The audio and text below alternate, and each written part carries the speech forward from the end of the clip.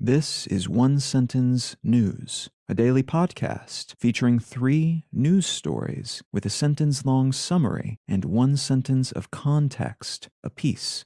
I'm Colin Wright. It's Tuesday, January 18th, 2022, and I'll be doing another round of the Let's Talk About the News live stream on Twitch and Instagram tonight at 6:30 p.m. U.S. Central Time. So please do feel free to stop by, say howdy, discuss and or listen to me discuss today's news topics further, and ask any questions you might have. I'm at Colin is my name on Instagram and at Virtual Colin on Twitch. Hope to see you there. Now that said, let's talk about the news. From the New York Times, China decides not to sell Olympics tickets to the Chinese public. The Winter Olympics, which are scheduled to take place in Beijing from February 4th through the 20th, will no longer allow ticketed Chinese citizens to attend. The Chinese government has already banned foreign visitors from attending the games, and now it would seem they're curating the audience so they have just the right number of just the right people, those who have been sufficiently screened and quarantined at these events. This newly announced ban of ticketed locals landed less than 2 days after Chinese health authorities reported their first Omicron COVID case in Beijing, which has led to a ban on travel into the city as part of their larger effort to maintain a zero-tolerance COVID infection policy, a policy that seems to be facing significant challenges due to Omicron's augmented transmissibility.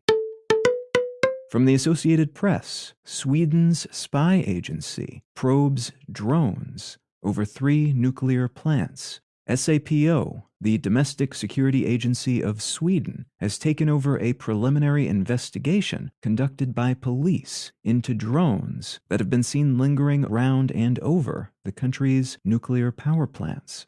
Sweden is far from the only country to be investigating these sorts of flyovers in the past several years, as drone technology, especially consumer-grade drone technology, has grown increasingly cheap, accessible, and capable. And while there's a good chance many of these sightings are evidence only of curious people wanting to see what these facilities look like from above, or folks who are just flying their drones nearby, there's also a chance such drones could someday be weaponized or used for reconnaissance purposes for other types of attacks, as has been the case in war zones and gangland conflicts around the world over the past handful of years.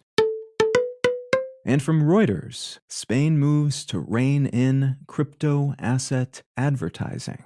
The Spanish government has announced that advertisers or marketers, including influencers who want to promote crypto assets like cryptocurrencies or NFTs to an audience of more than 100,000 people, will have to inform the country's watchdog organization at least 10 days before the content or campaign go live.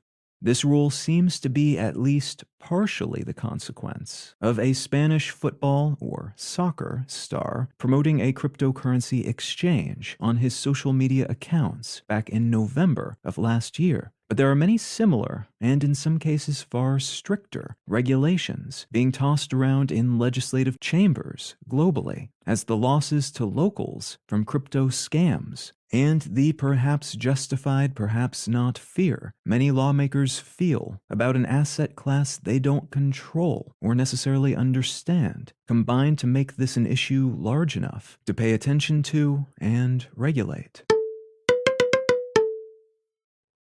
If you're finding some value in One Sentence News, consider leaving a quick review wherever you get your podcasts and or sharing the show with a friend. You can find out more about this show or subscribe to the email version at onesentencenews.com, and you can support this and other related projects like the Let's Know Things and Brain Lenses podcasts at understandery.com.